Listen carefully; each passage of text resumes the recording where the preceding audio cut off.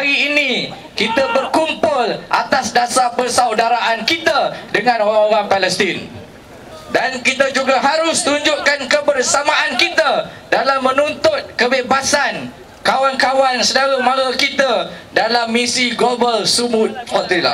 Hari ini di Bumi Pahang kita isytiharkan puak Zionis.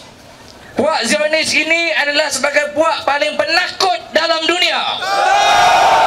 Hari ini kita membawa mesej untuk mendesak PBB, terutamanya untuk bersama kita.